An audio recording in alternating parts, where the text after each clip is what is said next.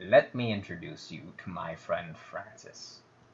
This is Francis. Francis is located just north of Sand Hollow and just west of Molly's Nipple. Here is some slow zoom footage of Molly's Nipple. Enjoy. Besides nipples, Francis is home to many other opportunities to enjoy nature, like trail riding,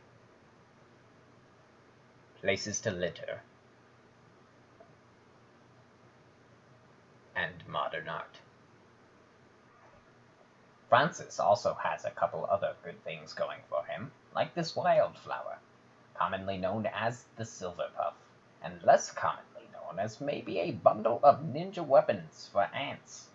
But to scientists and Latin-speaking people, they know it as the Europopus lindley. Lindley.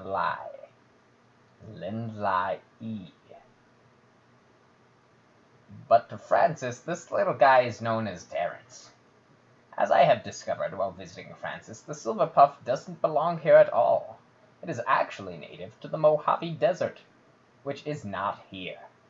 But Francis has one nonetheless. That is how Francis do. In fact, I returned to Francis 1 week later to try and get some footage of this elusive plant, but it was nowhere to be seen. Probably because it blew away, or maybe it just uprooted and walked back to the Mojave Desert, where it belongs. But I did find an abundance of beaver-tail prickly pear, which, if you ask me, is a horrible name. It doesn't look like a beaver or a pear. It should be called something like hedgehog-flowered prickly bush, as these plants have many similarities to the animal. Like the hedgehog, these plants have more than 100 little spines. To test how soft these spines were, I thought it would be a good idea to give them a good petting. Again, like you would pet a hedgehog. As it turns out, these spines are really hard to get out of the human body due to their small barbed bristles. The final similarity these plants have with hedgehogs is that they look delicious. When you look at this, doesn't it get your appetite going? No? Well, it did for the Cahuilla Native Americans. They would cook a couple of these wild hedgehog-flowered prickly bushes and just steam them like they were some wild cauliflower. Bon appetit. Speaking of animals, also native to this area is the woolly daisy. Unlike its predecessor, the woolly mammoth, the woolly daisies are alive and well, and occupying America's southwest region. Here is some footage of a pack of wild woolly daisies roaming across Francis's sandy plains stalking their natural prey, the grasshopper. Woolly daisies have evolved from their ancestors to thrive in sandy habitats instead of snowy ones, and instead of long majestic tusks, they have developed these short little bodies that can only reach 4 inches tall. Pathetic. But adorable. I mean, look at this. Speaking of pathetic, adorable things, this desert primrose needs somebody to volunteer as tribute to shelter it from this wind. Maybe someone who won't be blown to shreds by these southern Utah winds. When it's not busy being blown around, however, the desert primrose makes a living as a wildlife supermodel, but only during its blooming season of January to May.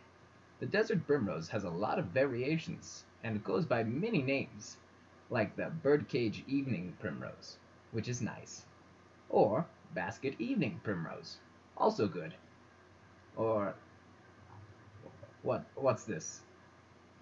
Devil's lantern? Yeah, okay. Sure, little guy. I feel evil just looking. Francis likes his cacti, and scientists like naming cacti things that don't make much sense. Take this buckhorn cholla, for example.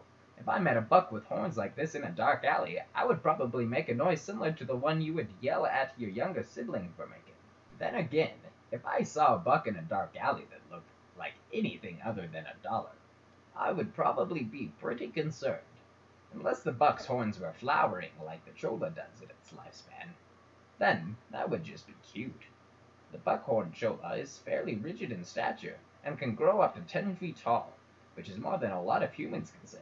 So it's got that going for it. Francis has pretty good taste in cacti, if you ask me. And these little rock stars have good taste in concert venues. They look like they're ready for the screamo event of their lives.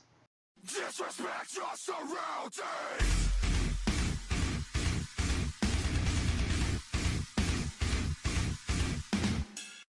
This annual Balia is what the Woolly Daisy would be if the Woolly Daisy attended Warped Tour, skateboarded, and grew 8 inches.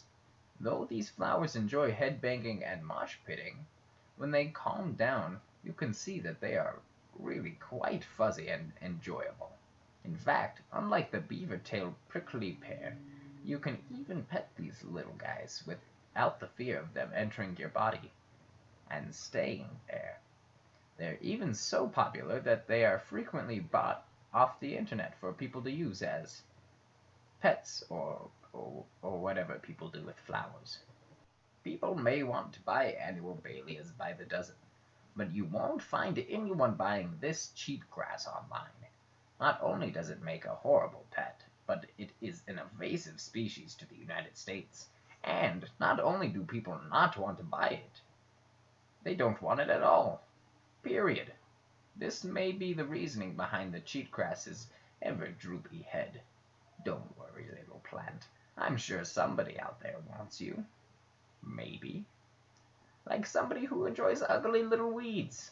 Or possibly somebody who gets enjoyment out of watching paint dry. Who knows? Francis has many other friends that I simply don't have time to introduce you to in detail, but I can give you a little information about each of the plants, like green ephedra, more commonly known as Brigham's tea, which provides us with ephedrine, which can be used to stimulate the brain, make breathing easier, and even make your heart beat faster. This would be useful if you ever encounter a buck with cholla antlers in a dark alley.